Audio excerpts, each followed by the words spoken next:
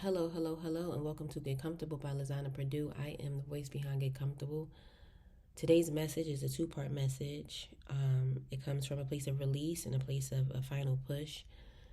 I would like to take the time out to thank you guys for joining me here. If you are here and you are listening to this message, it's probably because you need it, or it is meant for you, or meant for somebody close to you. So please pass it on if need be. Excuse me. So the first part of the message is from a place of a final push. What do I mean by that?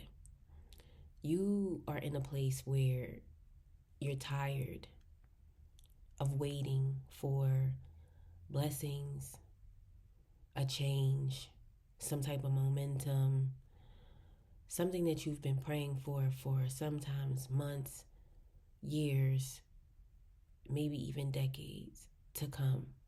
You feel that you've been doing the work. You feel that you've been diligent, you've been faithful, and still nothing.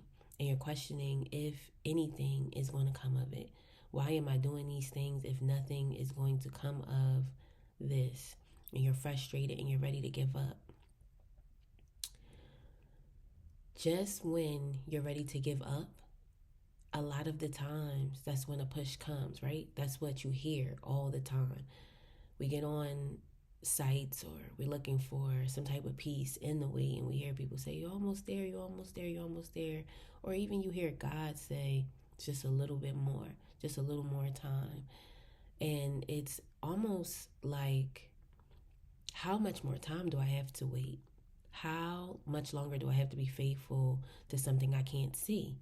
How much longer do I have to endure the pain of knowing I've asked for something and not even know if I'm going to receive it or not? Am I even on the right path? And then to make it worse, because we start to have those doubts because maybe it's been so long, maybe we're in such agony that we don't see the glory in the wait, that we start to second guess ourselves about what it is we've heard God say. And then in that doubt, in those moments when we feel like giving up, in those moments where we feel rebellious and we don't want to listen to God, or we are kind of going against the grain, that's when the enemy is able to slip in and speak things into your ear like, you're not worthy of the blessing. Why will God give it to you? There's no way that these big dreams that you have are going to come to pass because you don't deserve it. Who are you to be blessed by the hand of God for everything that you've done over a lifetime, all the sins that you committed? You're not worthy. And then trick you into believing that what God has spoken to you wasn't true. And if you've been in constant warfare because of this, I'm almost certain that you're at a place where you're almost there. For many people, the new year starts in January. But for others, the new year starts, or a season of restart or refresh starts in the spring. And the spring is definitely close. It's very, very near, and it brings new beginnings. I know you're tired. I know you're weary. I know you are ready to give up. Maybe you feel that you've given up. Maybe you just feel like, I cannot go on. I can't do this anymore. How much longer is this going to take? You're almost there. You're almost there. And it would be so bad for you to get there, almost there, and give up now because you've endured so much. Look how long you've waited. Look how long it's been since you've seen the blessing come. You just have a little longer. You just have to stay in there, and please block out those negative thoughts. Please block out those negative thoughts. I know that it's hard.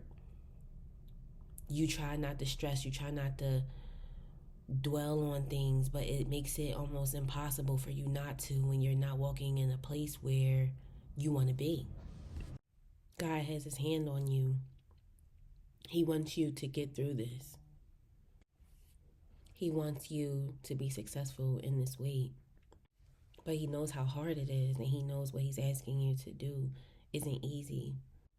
It's really hard. It's really difficult. That's something you really want to do. And he knows that.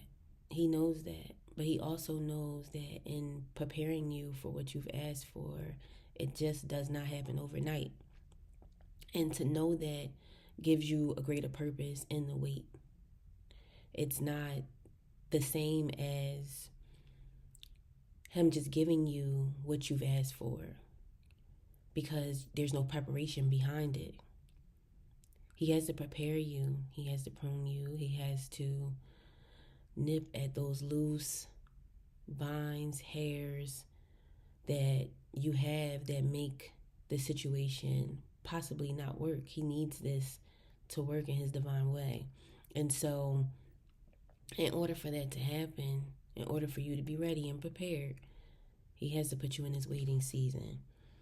But the folks that I'm speaking to, your waiting season is getting ready to end. You're almost there. You're almost at spring. This is for someone whose changes are coming in the spring. And look where we are. Where we are is in February, the very middle. And in this place, you have a few more months before the spring is here. And if you waited this long, you can wait a little longer. I know you're tired. I know you're over it. I know you don't want to do this anymore. I know you've had it. I know you just want to give up. You just want to say F it, but you can't. The blessings that are being bestowed upon you are not just for you. More importantly, they're for the glory of God, but they're to show other people that yes, you can go through the fire and you will come out on the other side. There's people that are doubting you right now, doubting that you've heard what you've heard, doubting that the blessings you asked for are coming. They've doubted that you know what you're saying. They've doubted your belief in God, and it's caused them to say, if things are not working for them, they possibly can't work for me. Or this person's crazy. How could they ever think that this is going to happen? But how many times have people been crazy to say, oh, this will happen for my life? And it's happened, and people are in awe. It's happened a lot. Miracles in health, miracles in business, miracles in restoring families and relationships have happened, but there's naysayers that say, oh, that's never going to happen. This person's crazy. How dare she believe that her marriage can be restored? How dare he think that this young lady would be with him again? How dare she believe that she'll get her job back? How dare she believe that she'll have a successful business after the last 3 failed? There's no way. But you have a God that sees things differently. Maybe you have had 3 failed businesses, but it prepared you for this moment now where this business is going to thrive, it's going to do well. Maybe your marriage was on the rocks, but maybe you had to take time behind the scenes to work on you, and he had to take time to work on him to better come back together as a better entity. Sometimes you got to tear things down and rebuild it the correct way.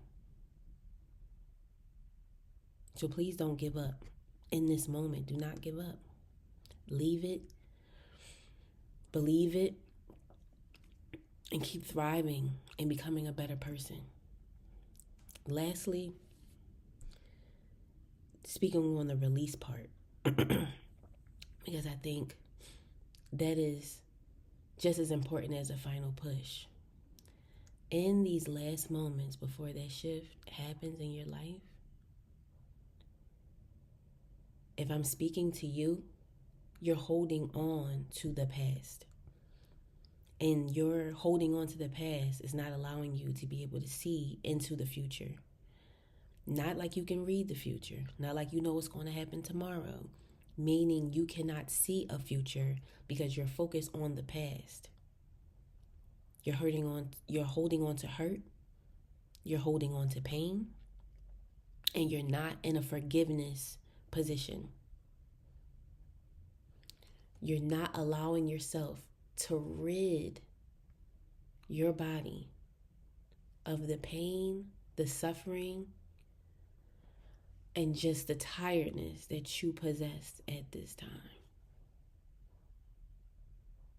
And you need to dig deep and pull it out, pull it up to the surface and deal with it and let it go. What do I mean by pull it up to the surface? Let's start with stop suppressing it. You feel it and it's there for a reason. Stop suppressing it. Because you're suppressing it is making it worse. Because you know where it's showing up in your lack of care for yourself. It's showing up in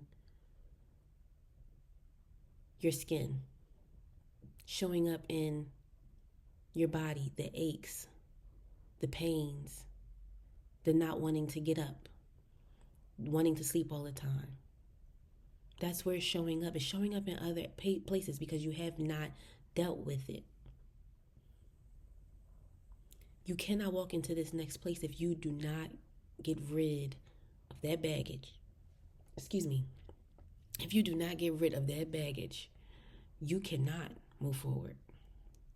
Because when you walk into your blessings, because regardless of what you think, the blessings are coming, whether you want them to, or you're ready for them to, or not.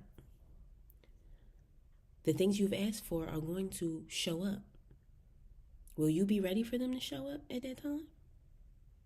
Because you're still holding on to things, you can really screw things up. And that's not what you want. What's for you is for you. And sometimes the wait is longer because we haven't dealt with things.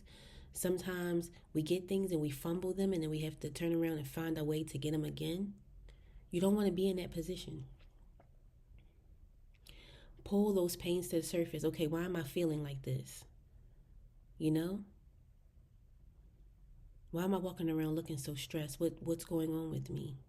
I don't look like myself. I don't feel like myself. I'm tired all the time. I'm afraid all the time. I feel like nothing's going to work out. Where are those feelings and thoughts coming from?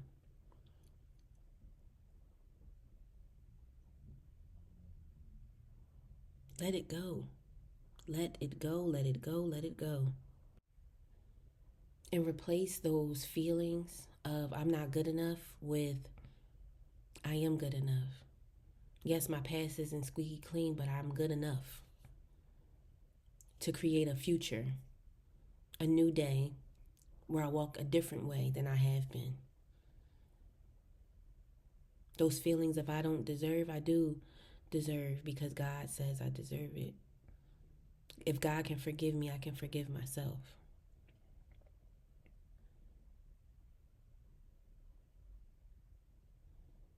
Change those thoughts of I'm always tired, I'm always stressed too. I'm not tired. I'm not stressed. And if I am stressed, identifying why am I stressed? Why am I feeling this way? What's going on with me internally? How do I get rid of that? Being proactive and caring for you starts with releasing the pain and problems that we've carried around for years. Some of us have had problems locked up inside of us since childhood. And now we're in our late 20s, 30s, 40s, 50s, and we're still carrying that pain around.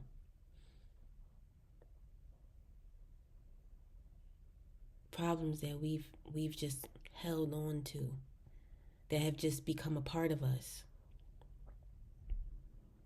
Creating a narrative about ourselves that is no longer true or was never true to begin with. But we carry it around and we wear it like a coat. Because it's become comfortable. It's become a comfortable narrative about ourselves that we've adapted. And so we think it is a part of us. We think it is us, and it's not.